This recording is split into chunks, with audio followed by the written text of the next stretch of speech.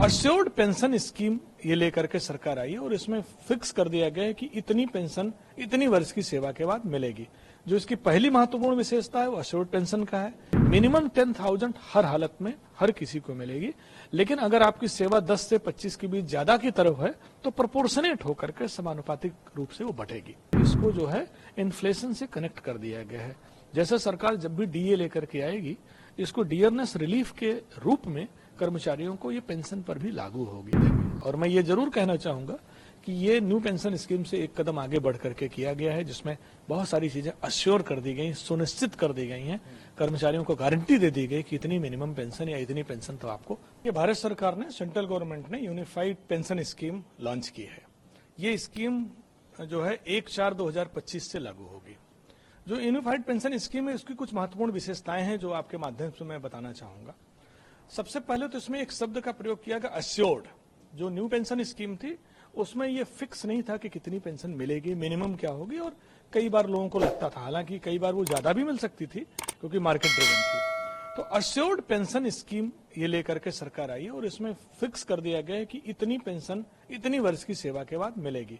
जो इसकी पहली महत्वपूर्ण विशेषता है वो अश्योर्ड पेंशन का है, जिसमें यह है कि अगर आपकी न्यूनतम 25 वर्ष की सेवा हो जाती है तो लास्ट 12 मंथ की जो बेसिक है उसका एवरेज का 50% प्लस डीए जोड़ करके आपको पेंशन मिलेगी 25 वर्ष की सेवा पूरी करने के बाद। ये निश्चित कर दी गई, अश्योर कर दी गई।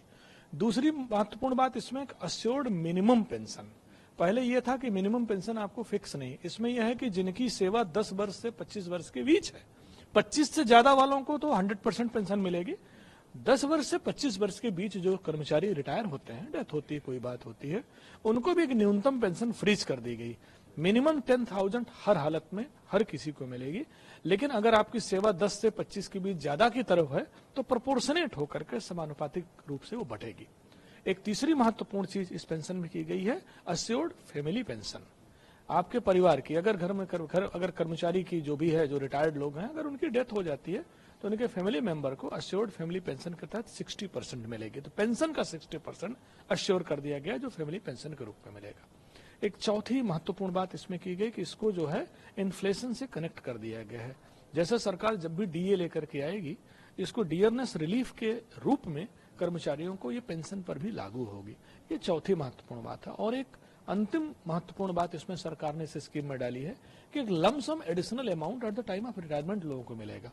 और लमसम अमाउंट का कैलकुलेशन का एक तरीका बताया गया है कि जो आपकी लास्ट बेसिक है उसका 10% अमाउंट लेंगे और उसको जो टोटल सर्विस है उसको 6-6 महीने के इंटरवल पर कैलकुलेट करके मल्टीप्लाई कर देंगे। जैसे कोई व्यक्ति अगर 30 वर्ष की सेवा में रिटायर होता है तो 30 वर्ष में 6-6 महीने का इंटरवल 60 टाइम्स होता है, तो लास्ट बेसिक का 1/10 इंटू 60 टोटल जो बनेगा वो एडिशनल अमाउंट होगा। तो ये इसकी ये महत्वपूर्ण बातें हैं जिसमें हम पूरे एनसीआर में कर्मचारियों से ऑप्शन लेंगे। वो ओल्ड पेंशन स्कीम के बाद जो न्यू पेंशन स्कीम आई थी और जो मॉडिफाइड आई थी, तो वो न्यू पर भी रह सकते हैं और मॉडिफाइड पर भी रह सकते हैं। वो चाहे तो न्यू पेंशन स्कीम का पार्ट बने रहें और चाहे तो मॉडिफाइड पेंशन स्कीम का पार्ट ले लें जो हमारी आई हुई है या जो हमारी नई यूनिफाइड पेंशन स्कीम है। वो दोनों से हम ऑप्शन लेंगे। ऑप्शन लेने के बाद हम फिक्सेशन करेंगे और अगर एरियर बनता है तो एरियर बनाएंगे और कर्मचारियों को इसका लाभ देंगे। और मैं ये जरूर कहना चाहूंगा कि ये न्यू पेंशन स्कीम से एक कदम आगे बढ़ करके किया गया है, जिसमें बहुत सारी चीजें अश्योर कर दी गई, सुनिश्चित कर दी गई हैं। कर्मचारियों को गारंटी दे दी गई कि इतनी मिनिमम पेंशन या इतनी पेंशन तो आपको प्राप्त होगी। क्या यूनियन के लोग सर कुछ नाराज हैं शुरुआती रूप से?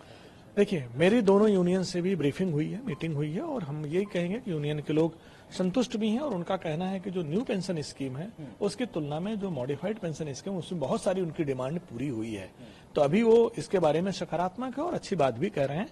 उनका कहना है कि न्यू पेंशन स्कीम की तुलना में ये अच्छी चीज है, हम इसको अध्ययन करते हैं, हम इसको अडॉप्ट करते हैं और आगे बढ़ते हैं।